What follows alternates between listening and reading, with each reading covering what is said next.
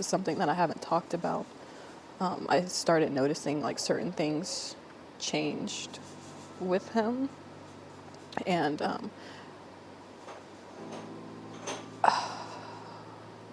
I just started to see a few things that I didn't like, but I honestly thought that some of these were things that I could get past. Hi friends, and welcome back to Surviving Abuse Podcast. Today's podcast episode is actually a reaction and commentary thanks to the new trophy wife.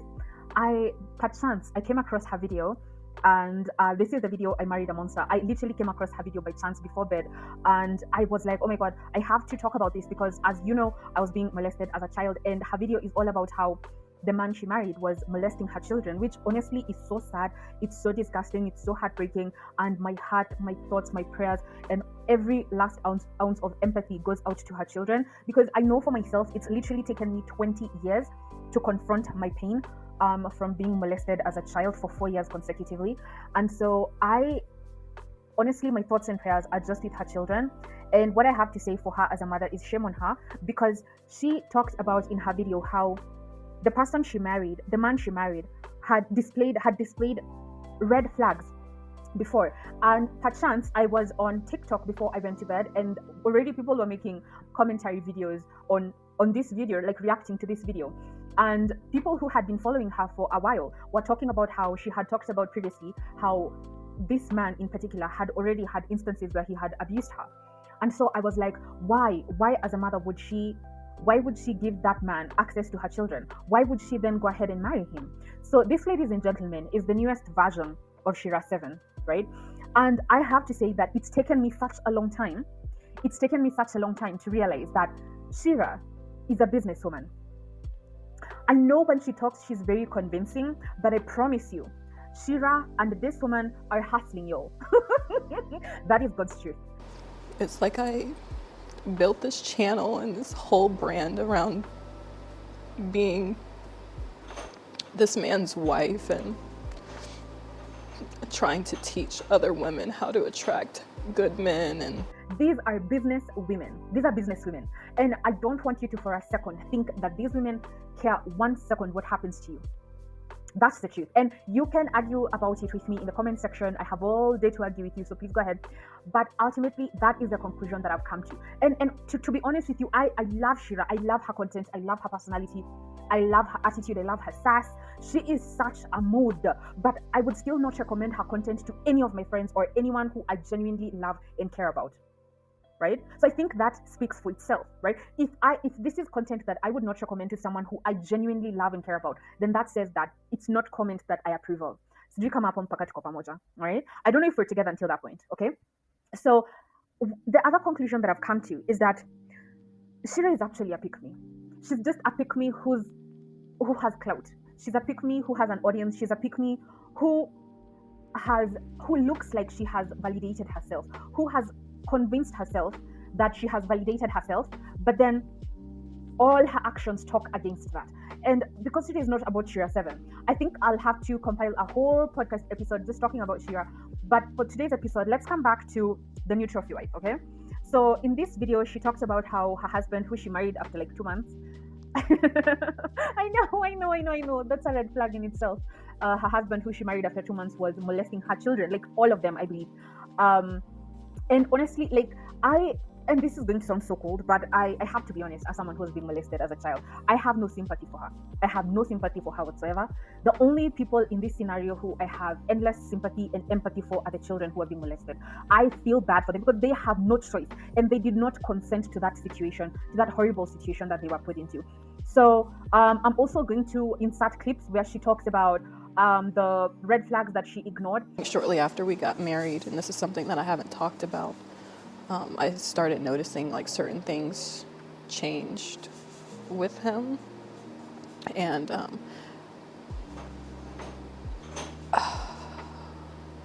I just started to see a few things that I didn't like, but I honestly thought that some of these were things that I could get past. I will also add clips where she talks about how she confirmed that, in fact, yes, the children were being abused, they were being sexually abused, they were being molested. 6 weeks ago, I was changing my daughter, my 4-year-old daughter, and I noticed that when I changed her, she was red and very sensitive, and immediately my first thought was, did someone touch her?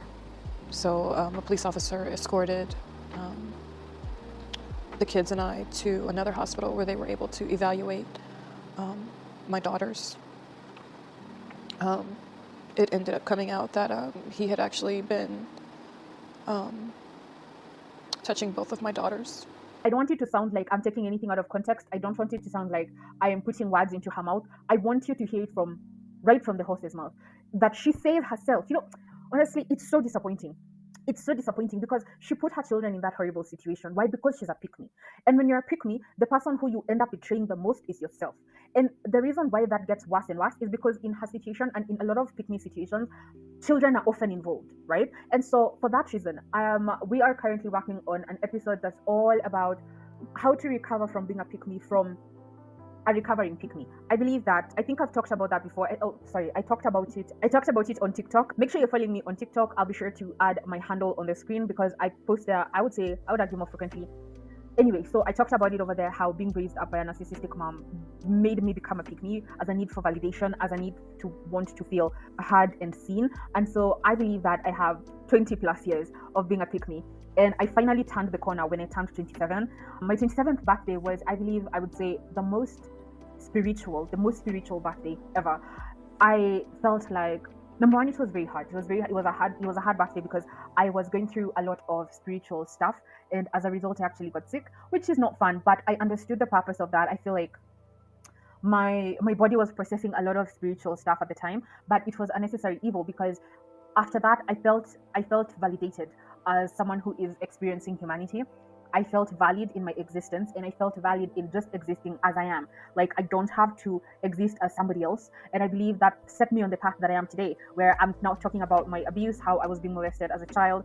I'm talking about being abused by a narcissistic parent. And so, anyway, I believe that I have very, very many years of this, having been a pick-me, and I know for a fact the devastating effects. And I believe we're going to see more and more women coming out talking about their horror stories of how they were, their pick-me-ness ended up putting them in some mess just like this one.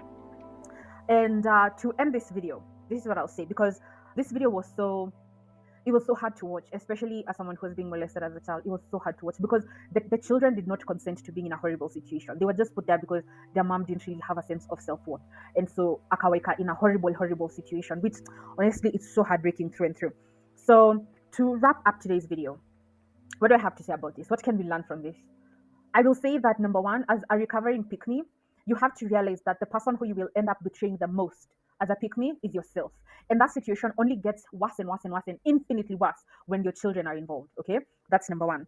Number two, you have to get your own money. And someone will be like, well, Lavender, you're living in your mother's house. Yes, because it's better than depending on a man or a woman for that matter, because I'm gay for those of you who don't know. That disenfranchises you, that disempowers you, that puts you in a horrible, desperate situation, right?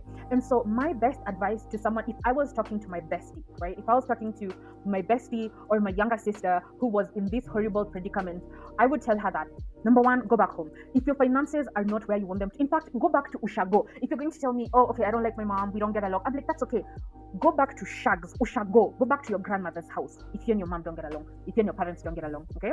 Because you staying in a situation where you're depending on a man or a woman or a they, them, or whoever is going to put you in a very desperate situation. And when you have children, even if you don't pay the price, your children are going to pay the price, okay? Number three, being a wife is a trap. Being a wife is a trap. You guys, these women are hustling you. I don't know how else to put it. These women are hustling you. They are selling you something. Like, at the end of the day, we cannot, what do you call it? We cannot do an audit of Shira's finances. So this woman can literally pull whatever she wants to tell us out of her ass. And desperate pick-me's are going to believe her, and she's literally lying to you. This woman, is the money that she's making, and probably the money that is supporting her family, is probably the money that she's making from her social media accounts, her YouTube, her brand deals, her TikTok, her books. That's probably what is supporting her family. But of course, she's not going to tell you that because that's not going to make her any money. These women are hustling you. And as your online auntie, I am on your side. And as someone who is on your side for real, this is what I'll tell you. You need to get your finances in order. If you need to get yourself in order, like if you don't already have a job, if you're not working currently, or if you don't have a side hustle of any kind, my best advice is go home. Yes, go back to the people who backed you. If you don't get along with the people who backed you, go back to your shags, go back to your grandparents, go back there and recoup. Okay, get yourself in order, take a course, do something, and then start applying for jobs again. And I can tell you that with my full chest because I am doing that also right now as we speak. Okay, and then coming to the end of our video today, I will say that tying yourself to a man, the only thing it will get you is this and this. That's it. That is the only thing it will get you. And I remember I was talking to a friend of mine a while ago, months and months ago. I think it was last year. And I asked her a question. I asked her, when was the last time you invited a man into your life and then your life got better? When?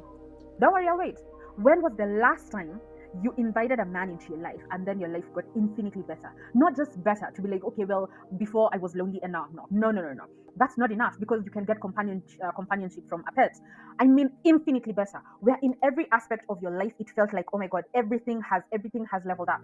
You leveled up spiritually, you leveled up financially, you leveled up physically, you leveled up in terms of your personal development. You just leveled up in every conceivable way immediately after you invited a man into your life. So to wrap up this video, I will tell you that I have a podcast episode coming up all about how to stop being a pick-me from a recovering pick-me. I literally have been a pick-me my whole entire life. It took me 27 years of my existence to be like, I don't want to be this person anymore. I don't want to be the type of person who doesn't have an innate sense of self. I don't want to be the type of person who has no sense of internal validation. I don't want to be the type of person who decides how I feel about myself based on how other people feel about me. So if you're interested in that, then be sure to hit the subscribe button as well as turning on the post notification bell to be notified when that video goes live, and I'll see you in the next one.